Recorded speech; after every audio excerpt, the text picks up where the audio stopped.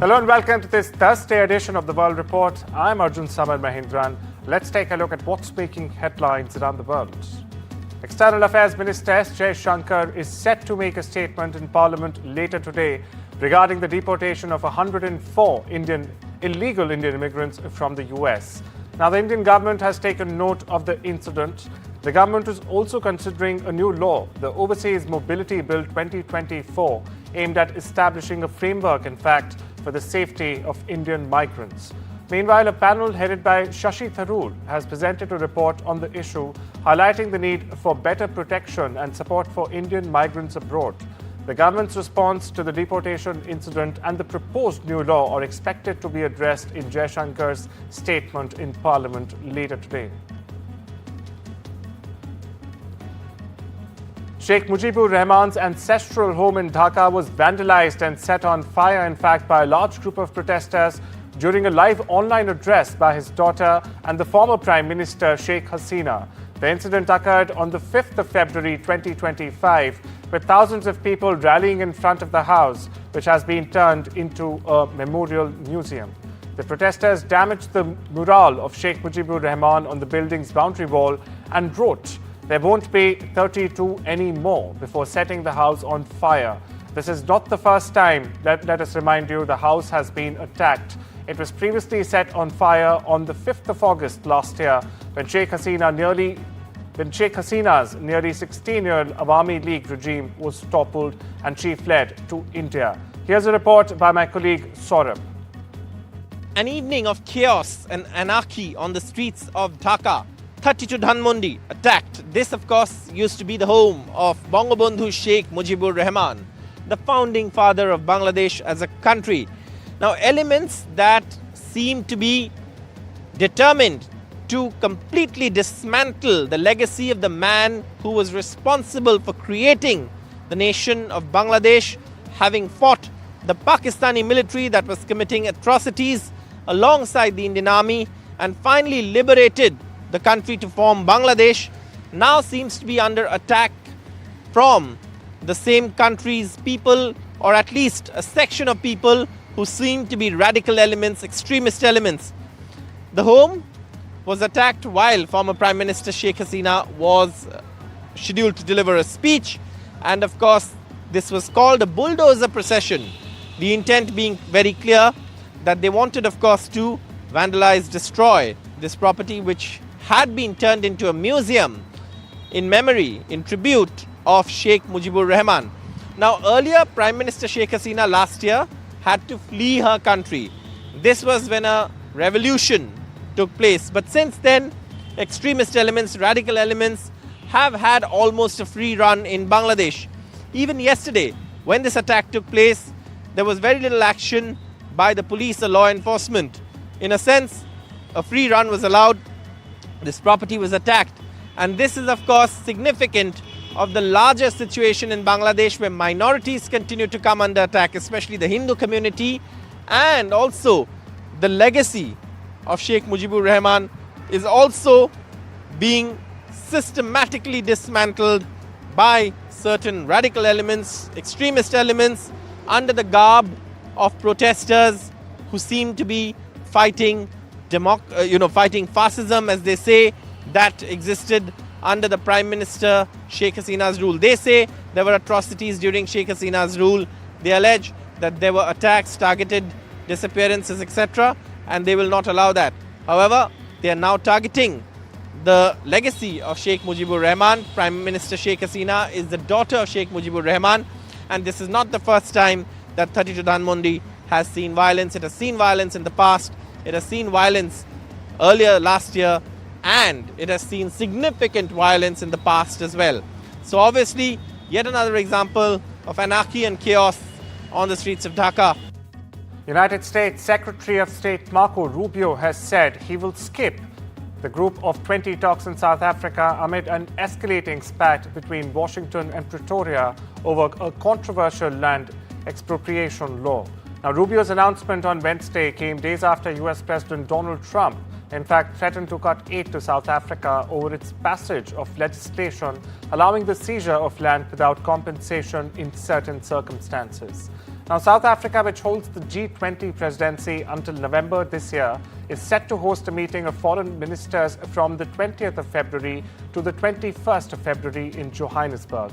Rubio said in a post on X, and I quote, that South Africa is doing very bad things, expropriating private property, using G20 to promote solidarity, equality, and sustainability.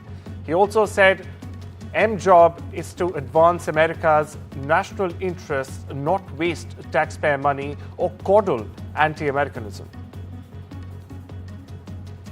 US President Donald Trump signed an executive order on Wednesday seeking to ban transgender athletes from participating in women's sports, in his latest move targeting transgender people since returning to office earlier in January. Trump, in fact, signed the order at the White House, surrounded by dozens of children and female athletes.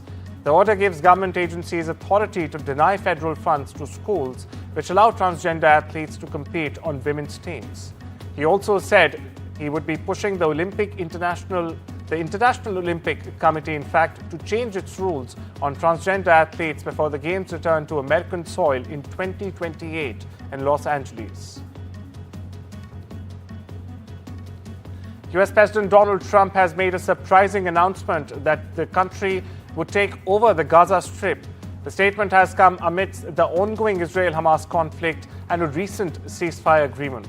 While the details of Trump's plan are unclear, his statement has sparked concerns about the potential implications of US involvement in the region. The Gaza Strip has been a focal point of tensions between Israel and Hamas, with numerous conflicts and humanitarian crises occurring over the years. Here's a report by my colleague Samia. US President Donald Trump is facing global outrage after announcing plans to take control of war-torn Gaza, relocate Palestinians elsewhere, and turn the Strip into the Riviera of the Middle East. Turkey slammed the idea as unacceptable. France warned it could destabilize the region. Meanwhile, Russia, China, Germany, Spain, Ireland, and the UK reaffirmed support for a two-state solution. We've always been clear in our belief that we must see two states. We must see Palestinians able to live and prosper in their homelands, in Gaza, in the West Bank. That is what we want to get to. And that is why it's important that we move out of phase one of this hostage deal to phase two, and then to phase three, and reconstructing Gaza. Australian Prime Minister echoed the stance, saying his country also continues to support a two-state solution. What I would say is that Australia's position is the same as it was this morning, as it was last year, and it was 10 years ago, and it was under the Howard government. The Australian government support, on a bipartisan basis, a two-state solution in the Middle East. In Gaza, Palestinians outright rejected Trump's proposal. تصريحات ترامب هذه شيء مش منطقي. كيف احنا عشنا الحرب سنة و4 شهور وفي الآخر يجي هو يعطي تصريحات وإن احنا نطلع منها من أرضنا، هذه أرضنا وأرض أجدادنا، فصعب نطلع منها، أو هو يجيب سكان تانيين آخرين يسكنوا فيها. فلا، الإشي هذا بإذن رب العالمين مش حيصير ومش حنطلع من بلادنا ومن أرضنا. Meanwhile, some Israelis welcomed Trump's proposal for the US to take control of the Gaza Strip. Israeli Prime Minister Benjamin Netanyahu praised the plan, saying it had the potential to change history, a sentiment shared by many Israeli residents.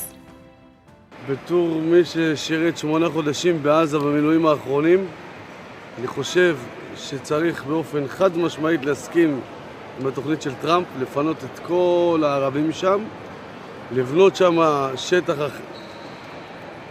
כל דבר שהוא אחר חוץ ממה שיש היום שם, לשקם את המקום הזה, ומה שיקרה מאז זה אלוהים גדול.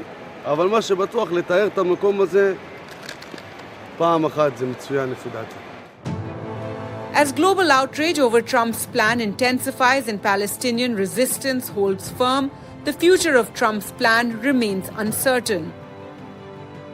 With Samia Afsar, Gargi Rawat for NDTV. Demonstrators gathered in Washington, D.C. on Wednesday as part of a nationwide protest against the Trump administration's early actions. The protest outside the U.S. Capitol is one of a series organized, in fact, by an online movement dubbed 50501, which stands for 50 protests, 50 states, one day.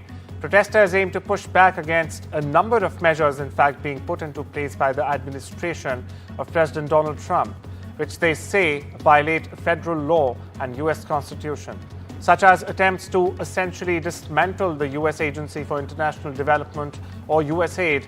Affected USAID workers were among the demonstrators.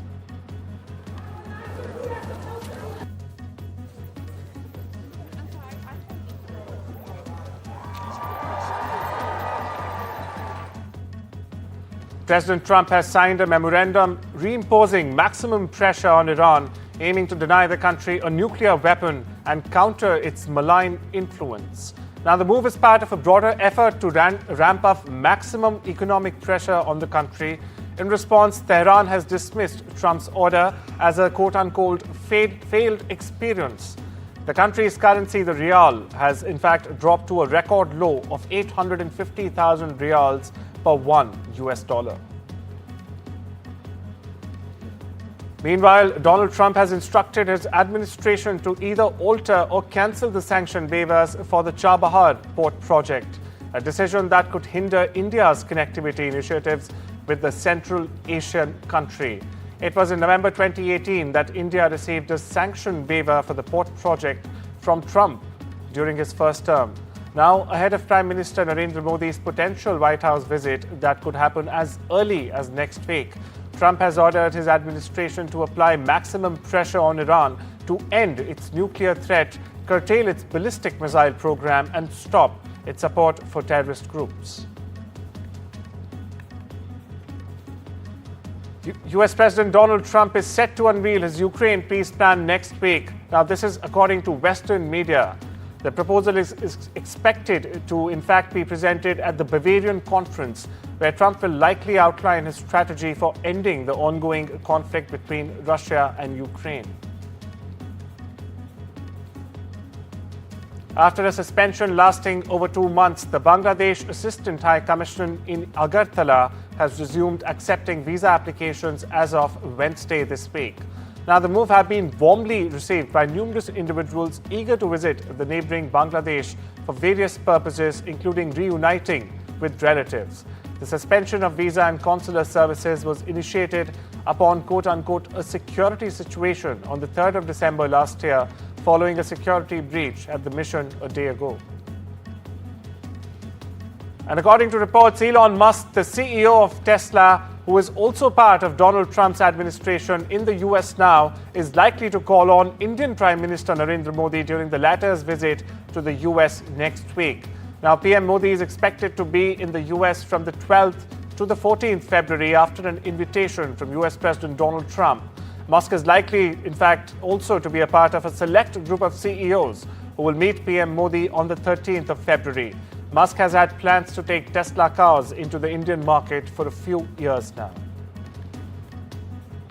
It's time we slip into a short break now. I'll see you on the other side.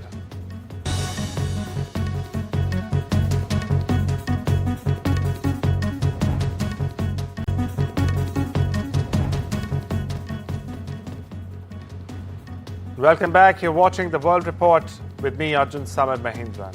China's retaliatory tariffs on the United States may very well cause US oil exports to decline in 2025 for the first time since the COVID-19 pandemic, after growth plateaued last year. Exports of US crude have surged more than 10 times since it lifted a 40-year federal ban on the export of domestic oil back in 2015. Now, that has helped the US become the world's third largest exporter, in fact, behind Saudi Arabia and Russia, blunting the global impact of production cuts by the Organization of the Petroleum Exporting Countries and its allies. According to reports, the European Central Bank hopes US President Donald Trump's plan to support cryptocurrencies pledged to the US dollar will speed up legislative backing for the digital euro plan. The ECB has presented its digital currency, essentially an online wallet guaranteed by the central bank, in part as an electronic means of payment that does not rely, yes, that's right, it does not rely on dominant US providers such as Visa and PayPal. Meanwhile, Alphabet's Google is scrapping its goal to hire more employees from underrepresented groups and is in fact reviewing some of its diversity, equity and inclusion, or DEI, initiatives, joining a slew of US businesses scaling back diversity initiatives. According to reports, Fiona Ciccioni, Alphabet's chief people's officer, said in an email to staff on Wednesday, and I quote here, "In 2020, we set an aspirational hiring goals and focused on growing our offices outside California and New York to rather improve representation."